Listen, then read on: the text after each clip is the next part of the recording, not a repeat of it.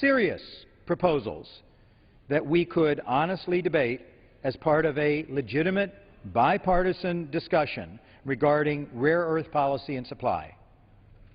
I reserve the balance of my time. Gentleman from New Jersey reserves. Gentleman from Washington is recognized. Mr. Chairman, I am very pleased to yield 5 minutes to the author of this legislation, the gentleman from Nevada, Mr. Amodei. Gentleman from Nevada is recognized for 5 minutes.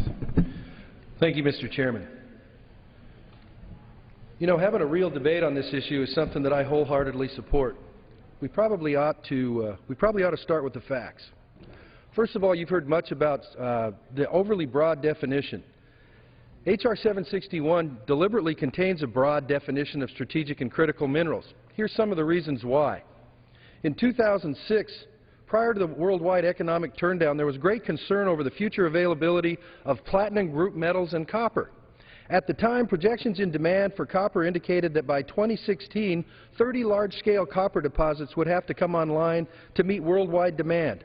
At the time, there were not enough copper deposits in the permitting pipeline to make up for projected downward curve.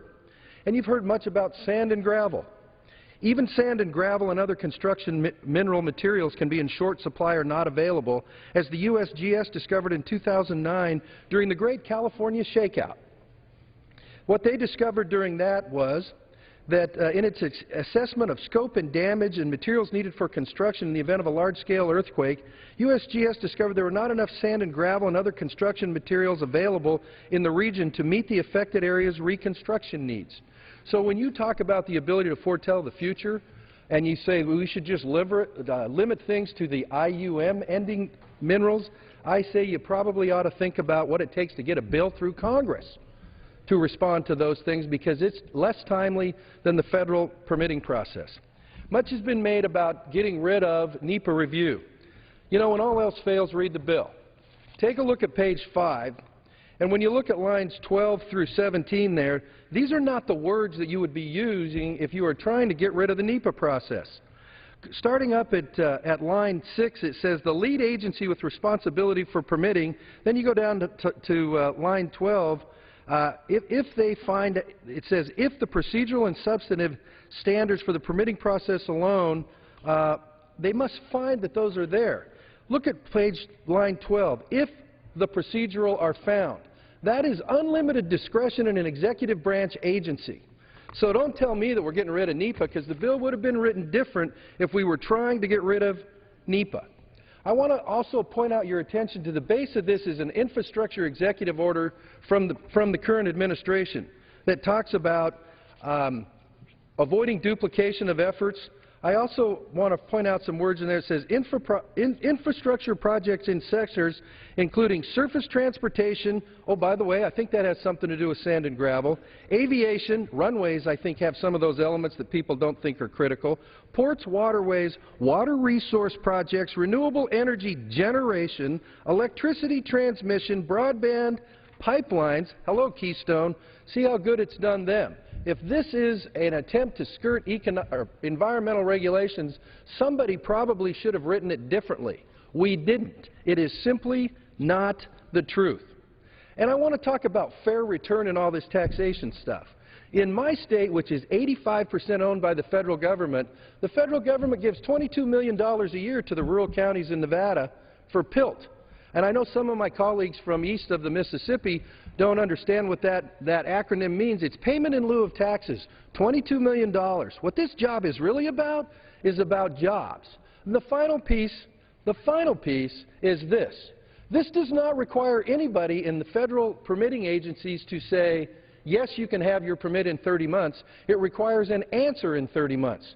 Nobody seeks to apply this to get a nice, crisp no in 30 months, which is why the language is in there, Mr. Chairman, that says, by the way, if both sides agree, you can have longer to process it.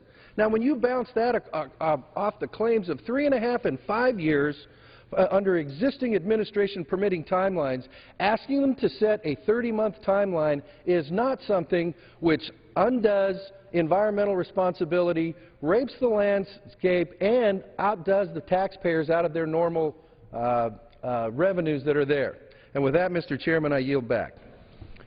Gentleman yields back. Gentleman from Washington reserves. Gentleman from New Jersey is recognized. May I ask the time remaining, Mr. Chairman? You have 23½ minutes. Okay, thank you. Well, I will repeat. This bill is a giveaway. It is free mining, no royalties. I referred to the archaic legislation that goes by the archaic name of the Mining Act of 1872, which excuses miners from royalty payments. That would apply here.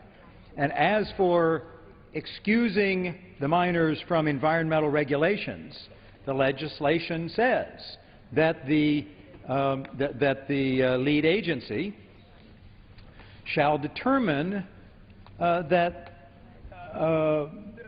a major federal action significantly affecting the quality of human environment has not occurred or is not occurring. In other words, the mining activities are excused from the triggering language of the Environmental Policy Act. No significant environmental policy review would be undertaken under the National Environmental Policy Act if the agency can say, well, the state is doing something. The state is doing something, whatever that may be, however adequate that may turn out to be.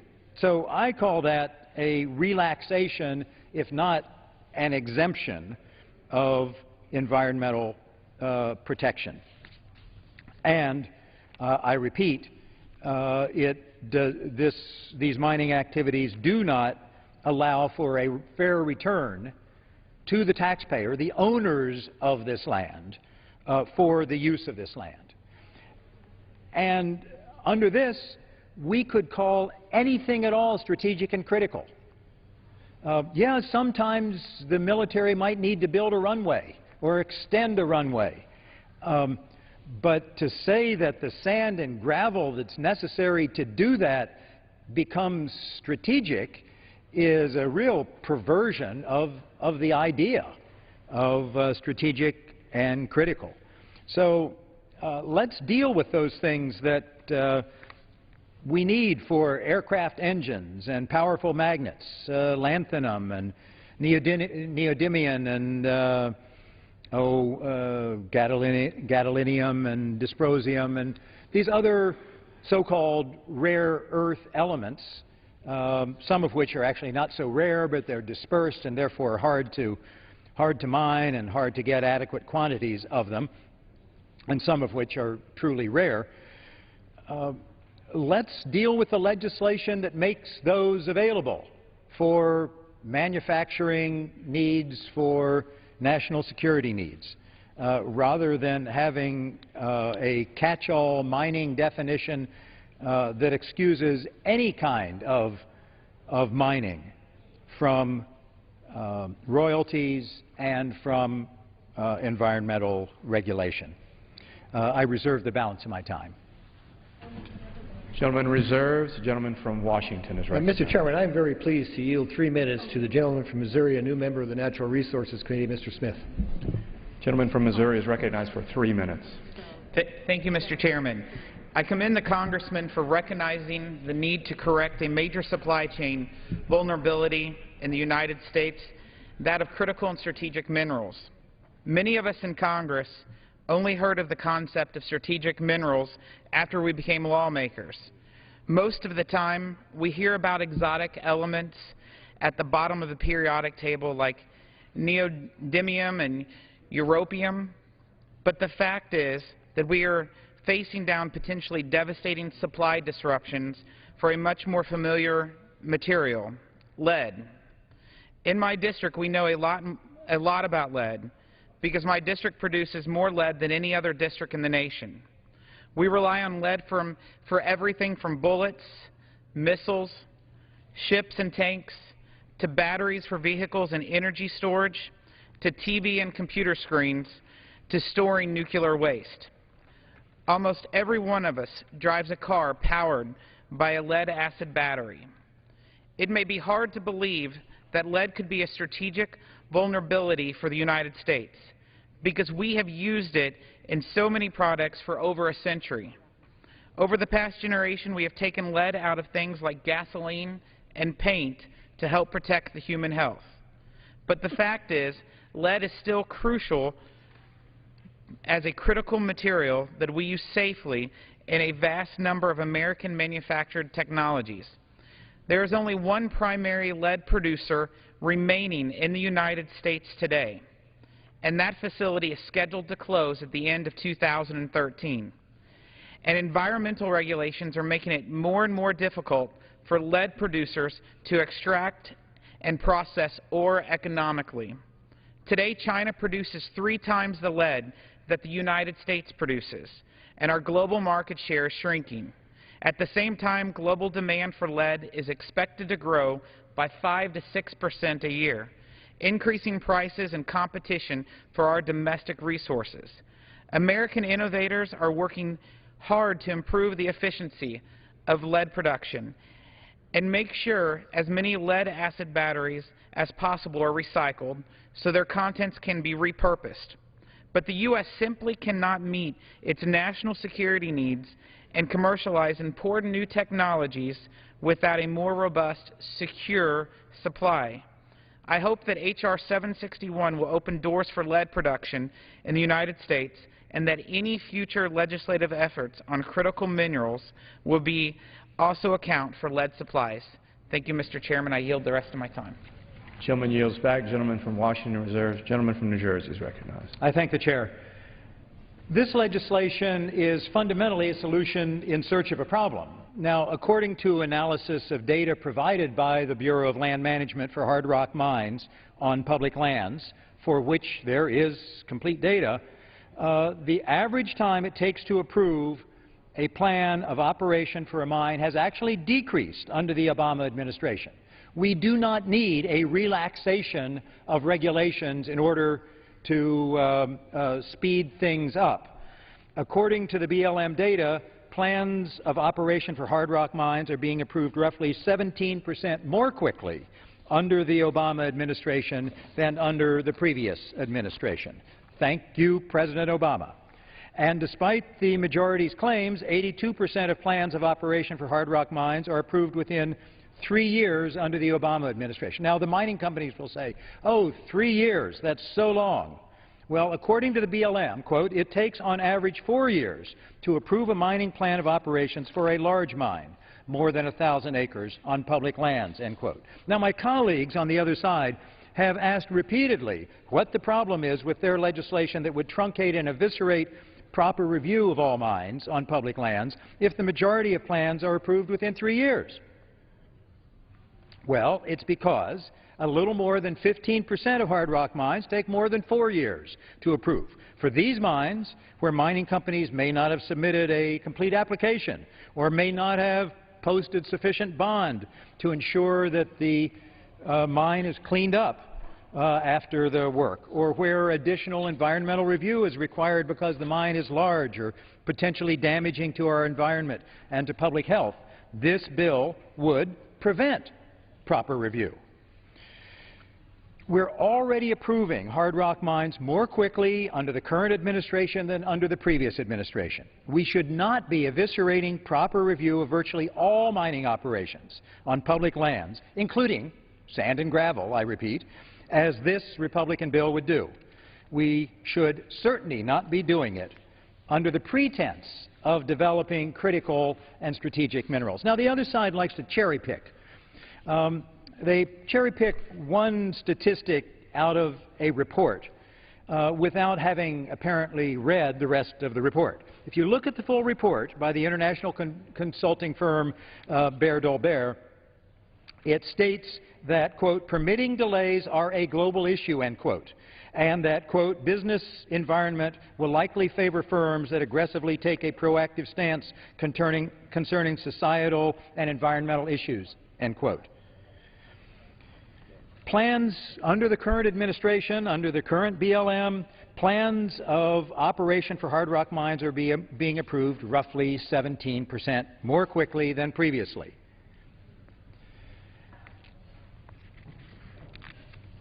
They say that the United States is ranked last in mining. No, what they fail to note is this very report says that the United States is one of the most attractive countries in the world for mining, sixth to be precise, sixth most attractive.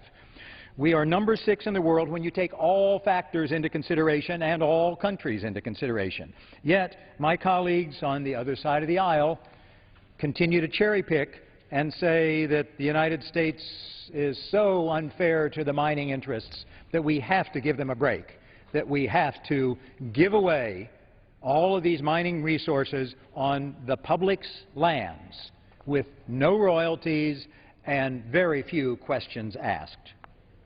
I yield. I retain the balance of my time.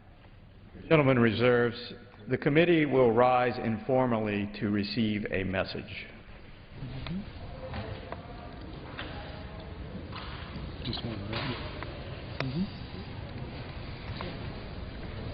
All right. The chair will receive a message. Mr. Secretary. Mr. Speaker, a message from the President of the United States. Mr. Speaker, Mr. Secretary. I'm directed by the President of the United States to deliver to the House of Representatives a message in writing. The committee will resume its sitting.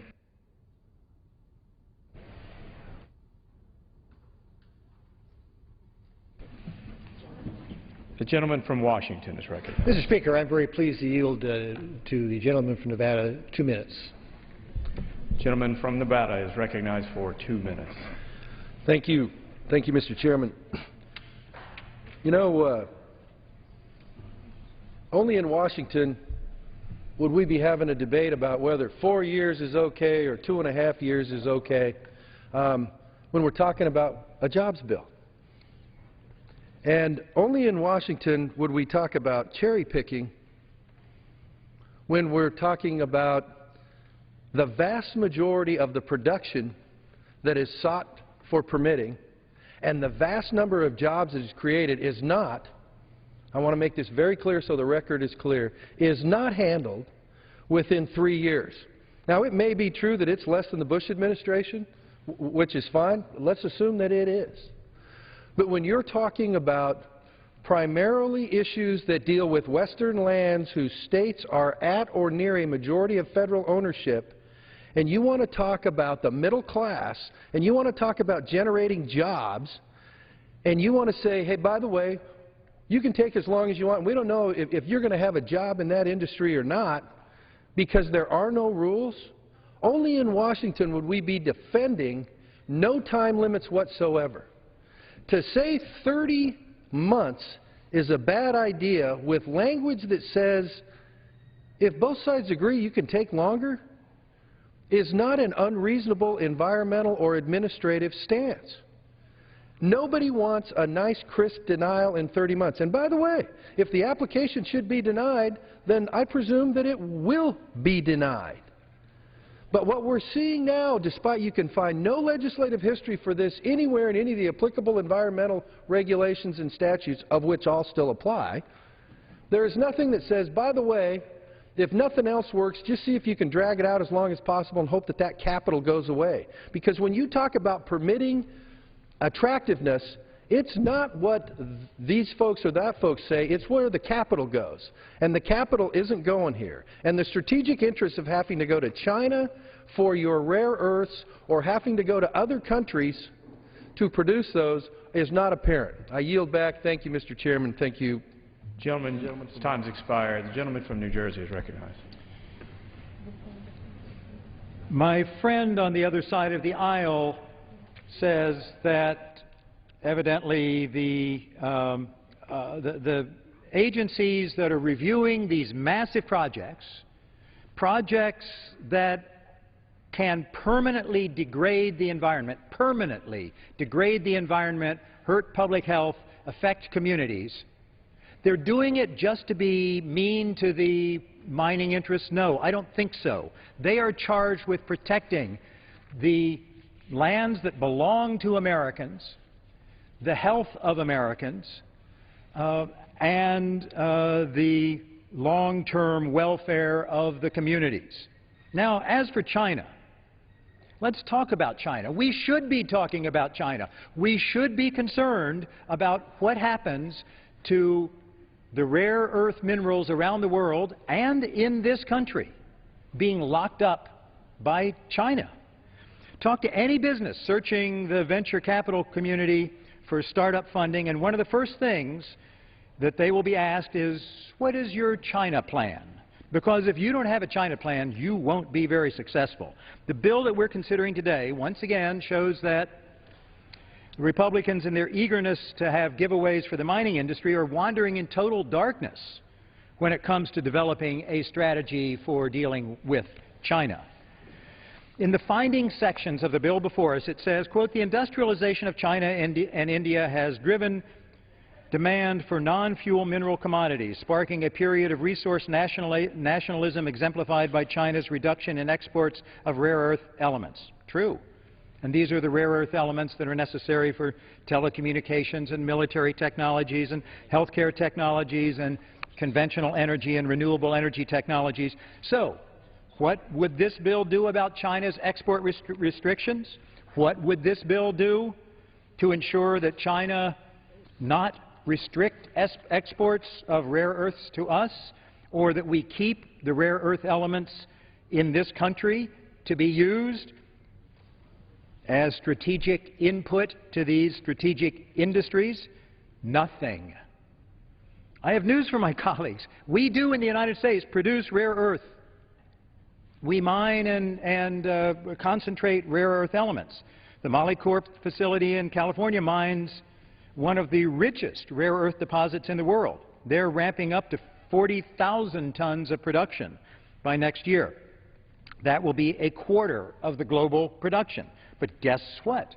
Guess where they are sending much of that production? Yes, China. That's right. Our rare earths will go to China to be refined into alloys and metals. And there they will stay if the Chinese government so determines for Chinese high-tech manufacturers. What are we doing about that in this legislation? Nothing.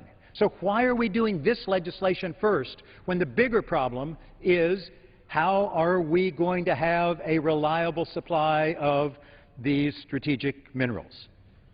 The Republican solution? Here, China. We've waived our environmental laws. We're going to turn these out faster and faster from these public lands that belong to the American people. We'll send them to you, China, so you can refine them, and please send them back to us. I reserve the balance of my time.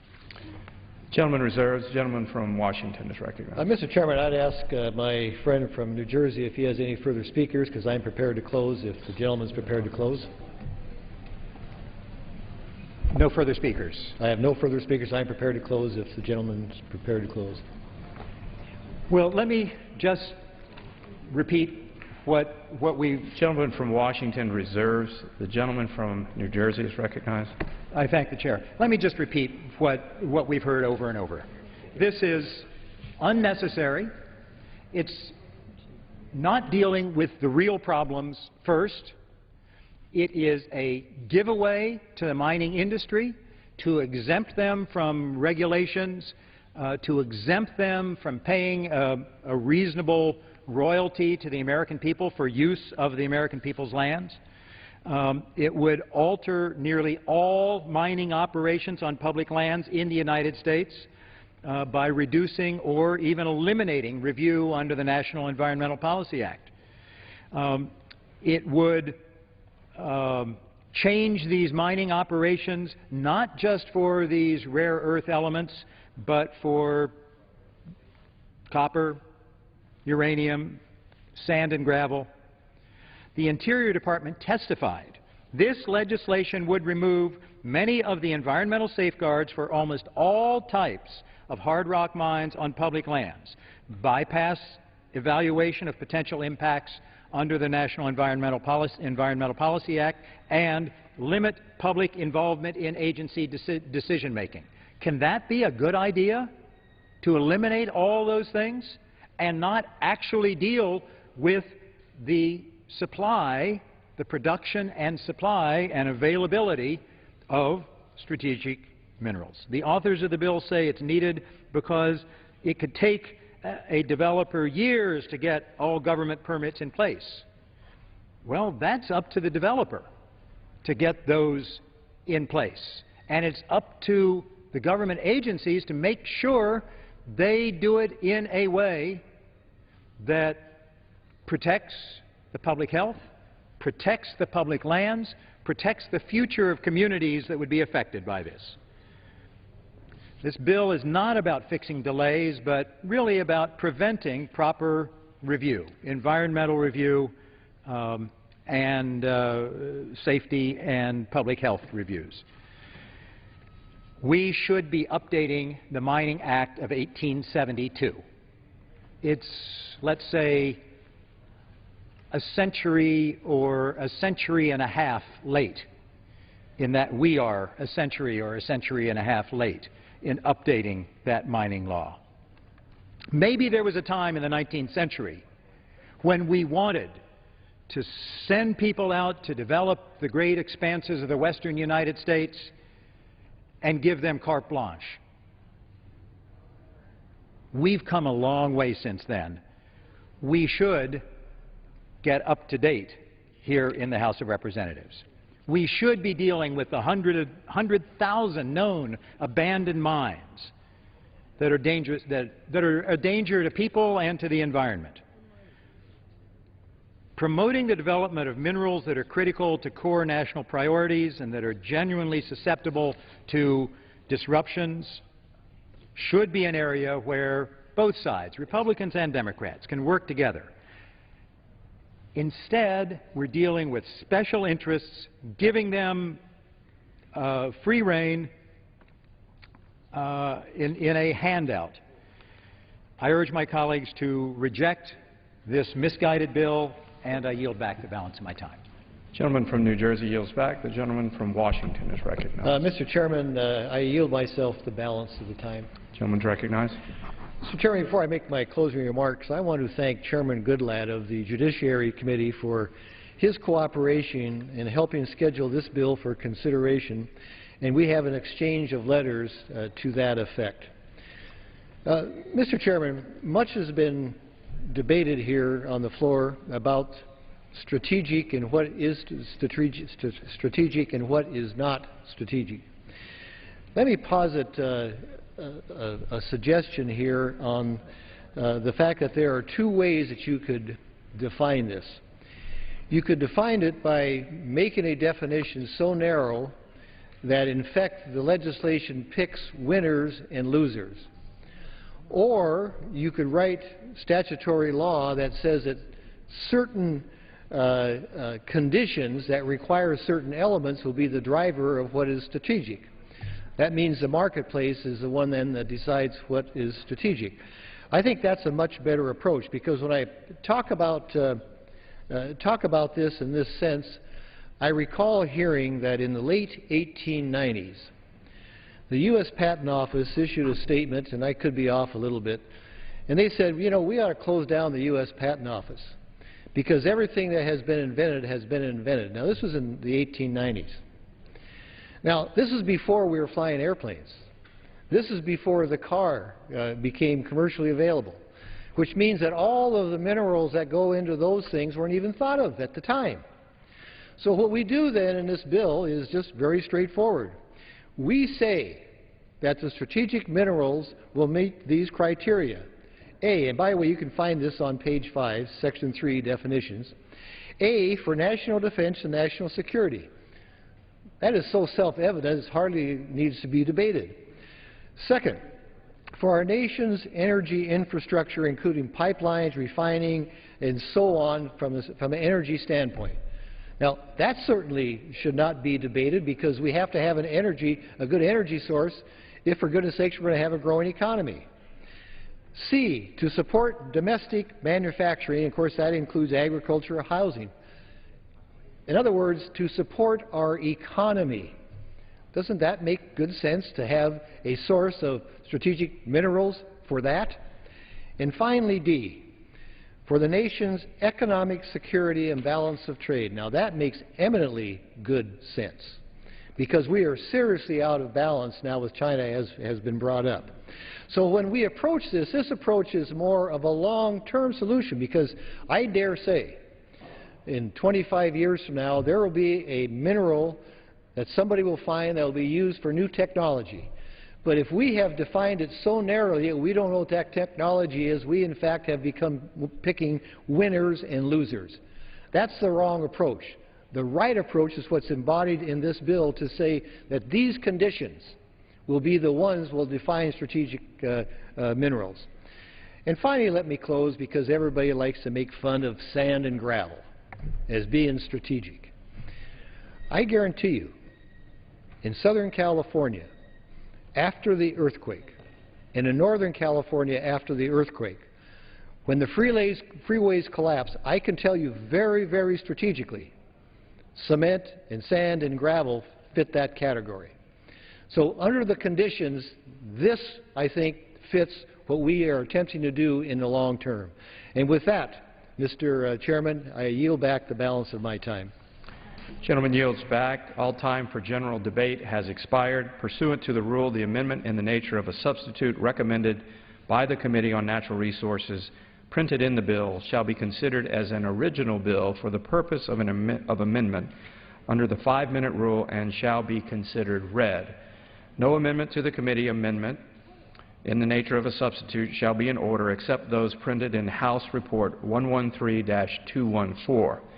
Each such amendment may be offered only in the order printed in the report by a member designated in the report, shall be considered read, shall be debatable for the time specified in the report, equally divided and controlled by the proponent and an opponent, shall not be subject to amendment, and shall not be subject to a demand for division of the question.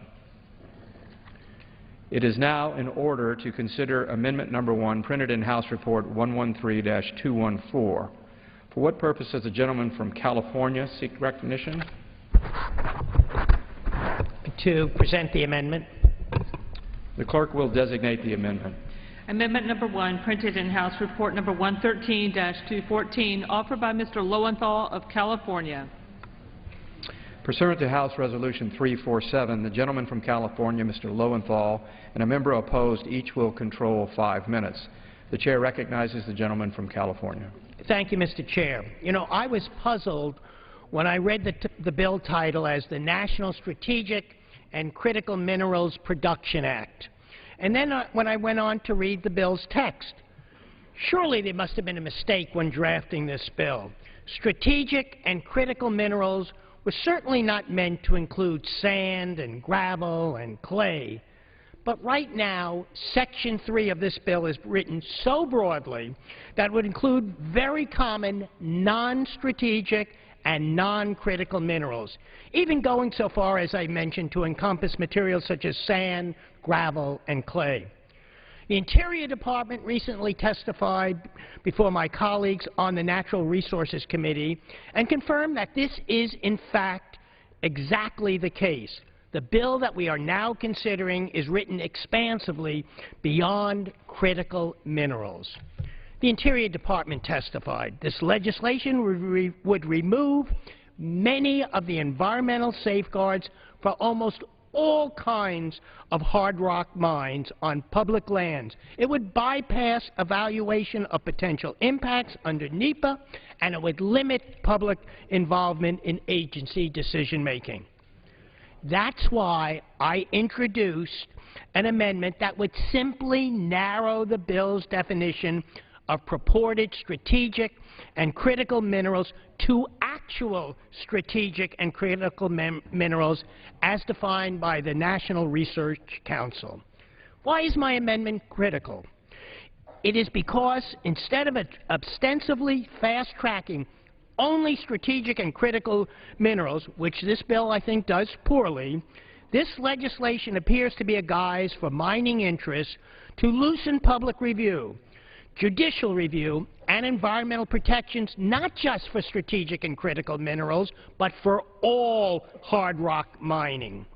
We could have a debate about how to ensure American supply of strategic and critical minerals, but first we have to get the definition right. I urge the adoption of my amendment and reserve the balance of my time. Gentleman reserves. Gentleman from Washington. Mr. Chairman, I claim the time in opposition to the amendment. The gentleman's recognized for 5 minutes. I yield myself as much time as I may consume. Recognized. Mr. Chairman, this amendment really picks up on what my arguments were at the end of the general debate, because the effect of this amendment would be to pick winners and losers by narrowly defining a use. And as I stated in my closing remarks, we have 4 categories that I think are very broad and change over a period of time. So what this amendment does is try to restrict what may be decided as a critical mineral, but of course that will change over time. Now, if this amendment is adopted, and I will obviously urge rejection of this amendment, but if it were to be amended, I can make a prediction that I know would come back. And that is, we'll be back here in the future saying, oh, there's another set of critical minerals that we need to define. And we keep doing that over and over and over. Isn't it not much, much better to define the categories and then apply those minerals to those categories, because they will change? And I find it kind of interesting too, Mr. Chairman, because I closed my general debate remarks by talking about sand and gravel, and my good friend from Southern California, I guess, alluded to the fact that sand and gravel doesn't fit into that category. Now, I'm not going to ask him to answer me, but I'll just ask the question rhetorically. I wonder if he felt that way after the earthquake collapsed freeways in Southern California. Would he have liked to wait maybe 4 years for permitting process to get sand and gravel in order to rebuild those freeways that are so important to Southern California? I ask that question rhetorically, of course, Mr. Chairman. But I just want to say that this amendment would do exactly opposite of what the intent of this bill is about. And that is that it picks winners and losers, and I urge its rejection, and I reserve the balance of my time. The gentleman reserves. The gentleman from California is recognized. Yes, thank you, Mr. Chair, and I welcome those comments. But let's be real clear what I'm talking about. I am talking about eliminating almost a giveaway of almost all hard rock mining to really defining what is strategic and critical as defined by the robust methodology in the National Resources Council's report. Now, what do I mean by a robust methodology? It says if we look at all the mining that we have, if we look at what and have to define what is strategic, we have to look along 2 dimensions in a scientific way. We have to know what is the impact of this mineral or this mining if there was supply restriction. If, in fact, there wasn't, what would be the impact if there was a supply restriction? Would it impact defense? Would it impact national security? If it does have an impact, then it has a high rating on that. Also, what about the supply risk? We need to measure. If we do not develop this mine at this place, are there other places that we can? If, in fact, a mineral has high supply risk, high impact, that not only are those minerals defined now, but the Secretary of Interior, using this methodology, will define. This clearly defines what is needed in terms of strategic and critical, and not does everything. I remind you that right now we are loosening in the bill the environmental protections, public participation, judicial review for everything. We're doing it, as was pointed out, for national defense. He said anything that meets national security requirements, for our energy infrastructure, pipelines, refining capacity, power generation, domestic manufacturing, which includes everything, whether it's important or not, health care, telecommunications, transportation. What we're doing is we're gutting protections for everything, not those that are just needed. I present a methodology which will allow a real clear definition, not just of what's in the bill now, but included a methodology that the Secretary of Interior can include if a material is really needed to be mined. Thank you, and I reserve back the balance of my time. The gentleman reserves. Gentleman from Washington reserves. Gentleman from California is recognized. I yield to my colleague from New Jersey. Gentleman, for how much time? 30 seconds. How much time does the gentleman yield? 30 seconds. 30 seconds. Gentleman yields 30 seconds to the gentleman from New Jersey. China is not trying to lock up the world's sand and gravel. We do have to worry about the supply of yttrium and gadolinium and these other things that are necessary for jet engines and magnets and hard drives in laptops and so forth. And let me just address the point that has to do with this definition that my friend from Washington talks about, winners and losers. Yes, this bill has winners and losers. The winners would be the mining companies. The losers would be local communities, the environment, water quality, wildlife, and the American taxpayers. I thank the gentleman for yielding. Gentleman's time has expired. The gentleman from California reserves. Gentleman from Washington. I'm prepared to close if the gentleman is prepared to close. I'm prepared to close. May I ask you how much time I have left? The gentleman from California has 15 seconds remaining. Thank you. I'm prepared. Shall I close? Gentleman from California is recognized. Again, I introduced this amendment that would narrow the bill's definition to not what is purported to be strategic, but actually what is strategic. That if we're going to give benefits, they must be strategic, and my amendment provides for an actual way of measuring that. I urge adoption of the amendment. Gentleman's time has expired. The gentleman from Washington. How much time do I have, Mr. Chairman? 3 minutes. I yield myself the balance of the time. Gentleman is recognized. Once again, I think the gentleman from New Jersey did say this picks winner and loser. At least he didn't deny it, and then he tried to turn around and say that we pick winners and losers. I will acknowledge that from this standpoint. The winners will be those states that have huge, huge swath of federal land.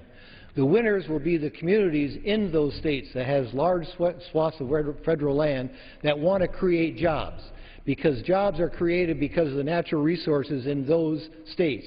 So from that sense, yes, we are picking winners and losers, and frankly, I'm proud of that.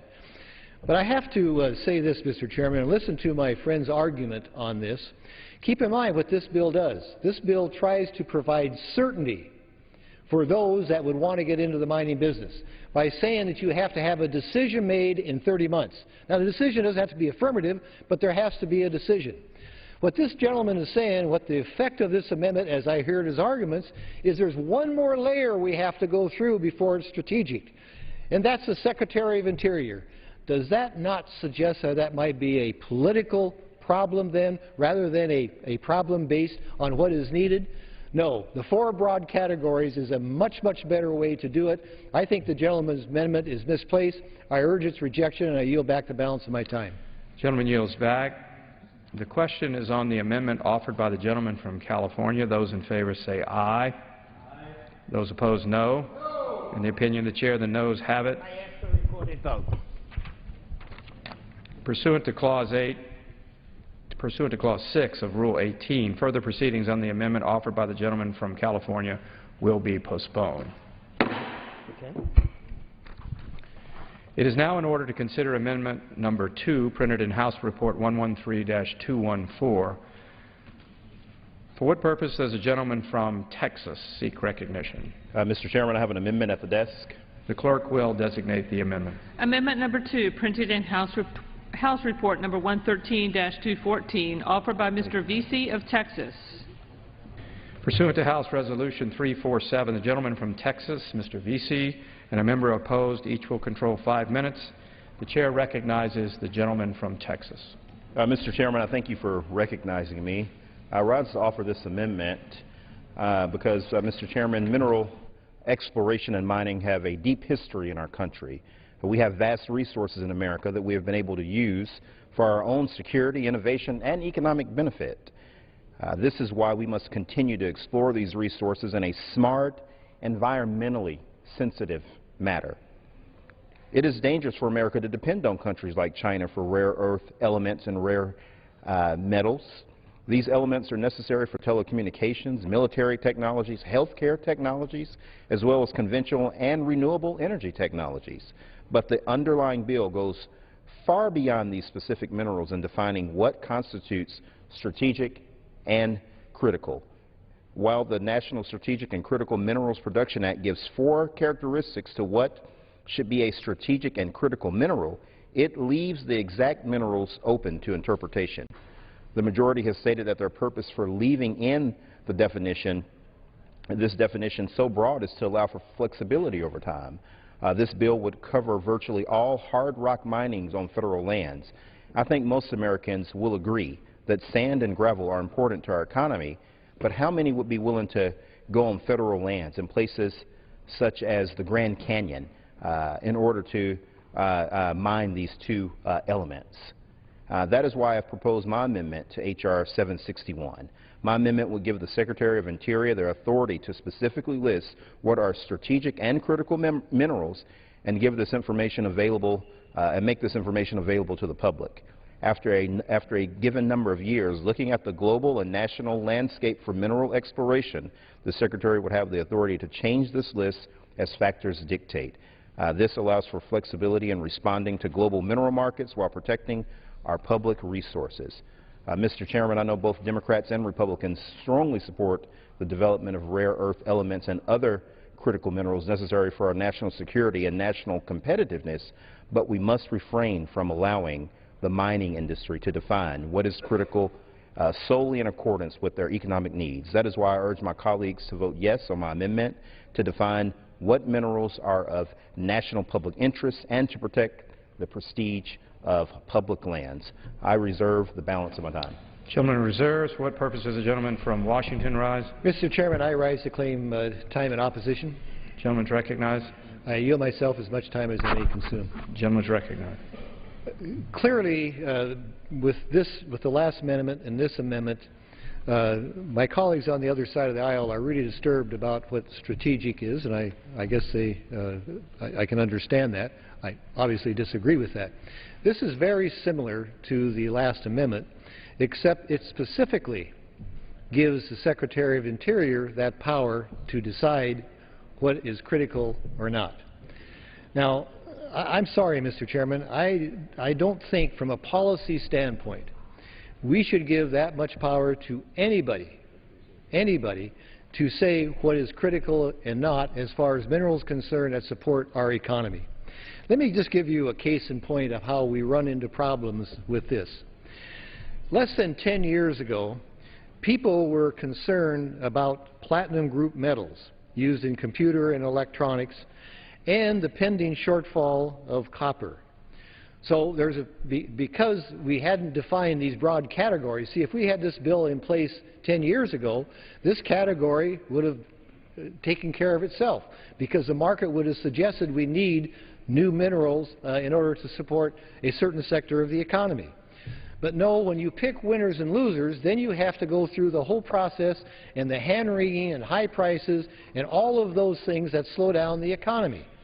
So once again, in deference to my good friend that offered this amendment, in a bill that is trying to add certainty to the regulatory process, this adds another layer of uncertainty by giving it to the Secretary of Interior. I'm sorry, Mr. Chairman, I don't think that is good policy. This goes along again with the last amendment. By voice vote, that was rejected. This should be rejected in a like manner, and I urge my colleagues to oppose the amendment, and I reserve my time. Gentleman reserves. Gentleman from Texas is recognized. Mr. Speaker, I would like to ask the gentleman from Washington, in this bill, who would decide what is strategic and a critical mineral? I yield balance to the gentleman. Gentleman from Washington. Does the gentleman yield to me? Yes. I'd be more happy to tell you, and I made this. If you look on page 5 under definitions, strategic and critical minerals, the term, quote, strategic I always have trouble saying that word, understand strategic. Right? And critical minerals means minerals that are necessary, and there's 4 categories. For national defense and national security requirements. I can't predict in 25 years which mineral will support our weapons, for example. But that is a category in which that would be a critical mineral. B, for the nation's energy infrastructure, including pipelines, refining capacity, electrical power generation and transmission, and renewable energy production. Now, I have no idea what in the future critical minerals will need to support those activities, but I know before wind and solar took hold, nobody was worrying about those minerals, but this category, if you had it by category, you would have not have to go through the hand-wringing to find out where that source is.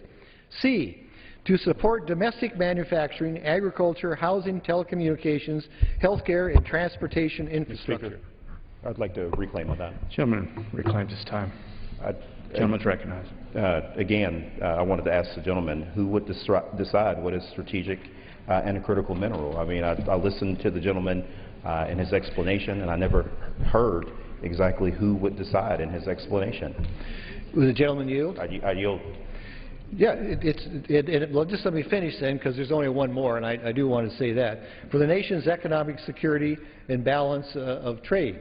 So once that category is defined, and somebody wants to refine some element, I don't know, pick a name. There are always new names. I can't pronounce them anyway. And they find out that there's a new industry that wants a certain element. If an entrepreneur wants to mine for that, they make the permit, and it's decided by the federal agency. Very simple. And if it fits this category, he gets a permit. That's the beauty of it. I reclaim my time, Mr. Speaker. Members recognized. It's and the answer to that would be the Secretary of the Interior, Mr. Speaker. The gentleman's balance of my time. The gentleman's time has expired.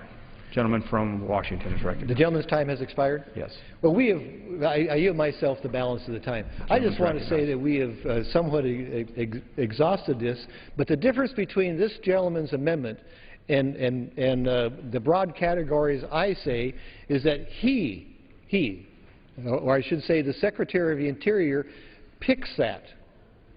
The Secretariat picks it. Under the underlying bill, yes, the Secretary picks it, but if it meets these broad categories, then of course he has to pick that mineral. That makes perfectly good sense because it responds to the marketplace. So, Mr. Chairman, I urge rejection of this amendment, and I yield back the balance of my time. Gentleman yields back. The question is on the amendment offered by the gentleman from Texas. Those in favor say aye. Aye. Those opposed say no. No. The opinion of the chair, the noes have it. Gentleman from Texas. As for a recorded vote, please. Pursuant to Clause 6 of Rule 18, further proceedings on the amendment offered by the gentleman from Texas will be postponed. It is now in order to consider Amendment Number 3, printed in House Report 113-214. For what purpose does the gentleman from Virginia seek recognition? Mr. Chairman, I have an amendment at the desk. The clerk will designate the amendment. Amendment number 3, printed in House Report number 113-214, offered by Mr. Connolly of Virginia. Pursuant to House Resolution 347, the gentleman from Virginia, Mr. Connolly, and a member opposed, each will control 5 minutes. The chair recognizes the gentleman from Virginia. Mr. Chairman, here we go again. Another week, another attempt by the House majority to gut critical environmental protections that we know save lives and communities. Right before we left in the August recess, a break I urged the Republican leadership to forego, the House passed a reckless offshore oil drilling bill that risks our shoreline communities along the Atlantic, Pacific, and Gulf coasts. And for what? To continue our dependence on fossil fuels. H.R. 761 is not unknown to Congress. In fact, we had passed a rule and were set to consider it only a few weeks before the House majority abruptly pulled it from the floor and ran through a partisan farm bill instead. A bill that protected farm subsidies, crop insurance guarantees, and handouts for big agribusiness, including some members of this very body, at the expense of the neediest among us, including more than 210,000 children. And yet here we are today. Once again, the House majority is attempting to not only remove environmental safeguards provided under the National Environmental Policy Act, but to set arbitrary deadlines for its approval process. I'm pleased to once again offer this common-sense amendment that will preserve NEPA protections and ensure that a thorough safety review is conducted. In 1969, Congress passed the National Environmental Policy Act, a bipartisan act with strong Republican support, including President Richard Nixon, who understood then that environmental impacts on large projects must be explored, understood, and eventually mitigated. Under NEPA, any infrastructure project that could have a significant impact is now subject to an environmental impact statement, which outlines the purpose of the project, possible alternatives, the affected environment, and the consequences of completing the project. The findings are then considered prior to final project approval. Projects with less environmental impacts may be subjected to a less detailed environmental assessment instead. Some projects, like the construction of a foot trail, may be deemed to have no significant environmental impact and can receive a categorical exclusion. But make no mistake, the bill before us today has no footpath. We're talking about major mining projects that could devastate entire communities. There are many aspects of mineral exploration policy for which statutory changes should be considered, such as closing Clean Air Act and Clean Water Act loopholes. Unfortunately, that's not what we're doing here. As I've noted before, considering that all other major projects, even transit projects, with clear environmental benefits, must still go through an environmental impact statement, it's absurd to turn around and exclude from such analysis activities or put an arbitrary time limit on it that has such potential to actually destroy ecosystems and regional economies. My common sense amendment, Mr. Chairman, would simply restore that process so that there can be peace and comfort of mind to affected communities, and I urge its adoption. I reserve the balance of my time.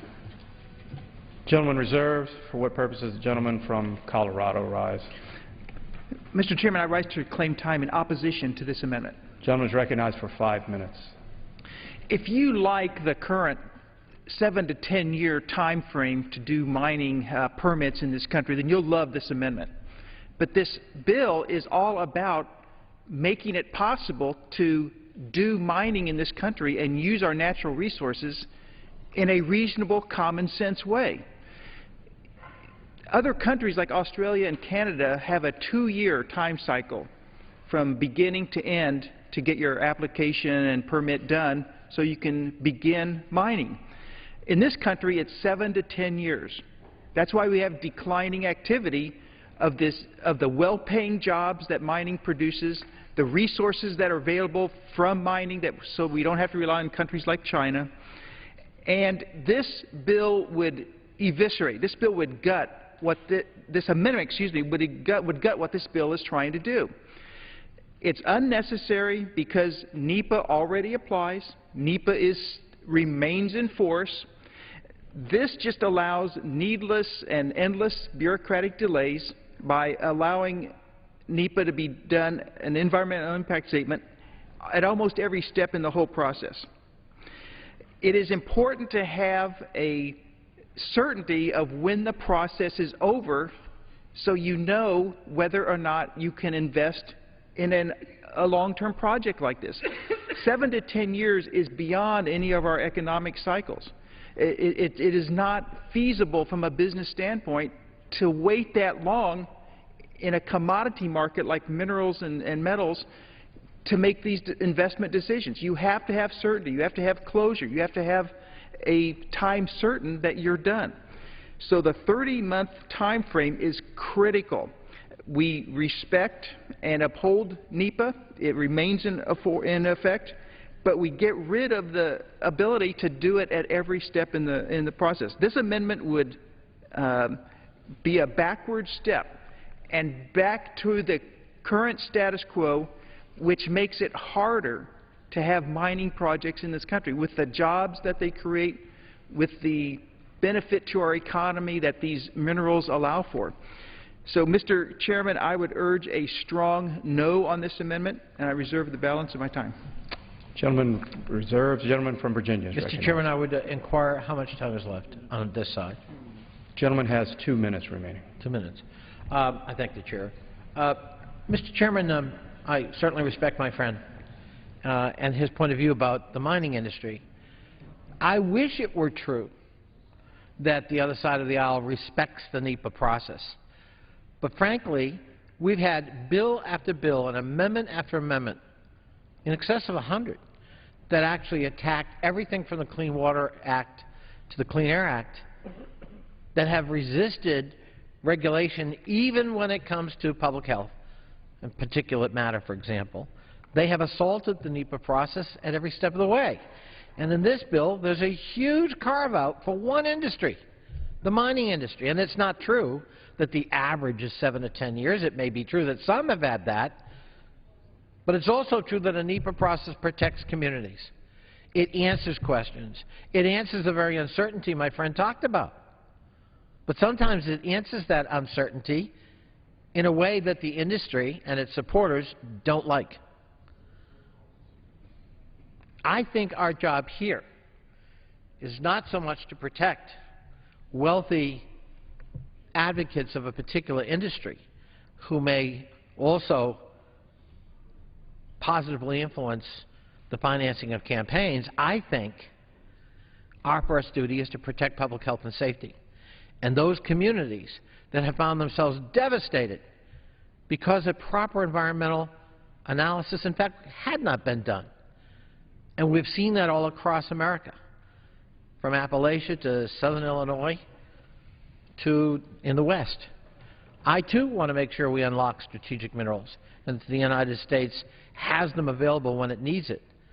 But I don't believe that the trade-off has to be at the expense of every community that could potentially be the site of a mine. So, Mr. Chairman, I actually strongly urge my colleagues to vote yes for this common-sense amendment to restore an environmental analysis process that, in fact, has worked. And I yield back. Gentleman's time has expired. Gentleman